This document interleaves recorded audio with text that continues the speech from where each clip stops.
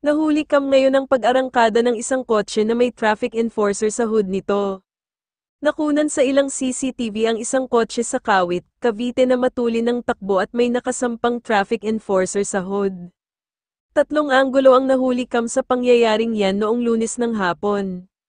Ang traffic enforcer na si Michael Trejico, sabi niya, pinara niya ang kotse dahil may nakaagit jitin daw ng motorsiklo pero hindi raw siya pinansin ng driver. May isang motor na tumawag, may nasagi na daw yon. Kaya naman kami, bilang isang enforcer, ginampanan namin ang aming trabaho.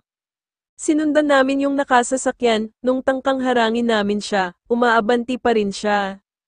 Ako yung nasa harapan, kaya kaysa maipitan pa ako, tumalon na ako sa sasakyan. Kahit nasa hood si Trejico, nagpatuloy pa rin sa pag-andar ang babaeng driver.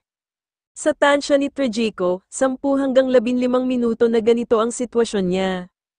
Tila eksena sa pelikula pero totoo nangyari at naligay sa peligro ang buhay ng traffic enforcer. Kasama raw ng driver ang ina sa kotse ayon kay Trejico pero hindi rin daw nakinig ang driver sa kanyang ina.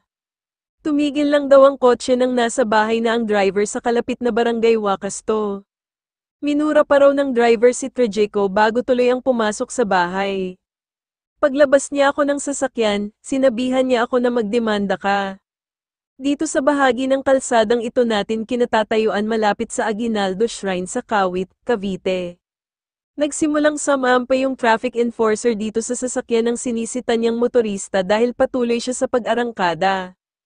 Nagsampa na reklamong direct assault si Trejico kaugnay sa insidente, nakita ng kasamahan ni Trejico na si Dominador Rita ang lahat ng nangyari, dismayado siya dahil tila hindi raw sila binibigyang halaga bilang mga traffic enforcer, parang minaliit kami, parang hindi na kami ginalang, dapat kahit kami ganoon, respeto rin naman kami, wala pa ring pahayag ang molditang babaeng driver.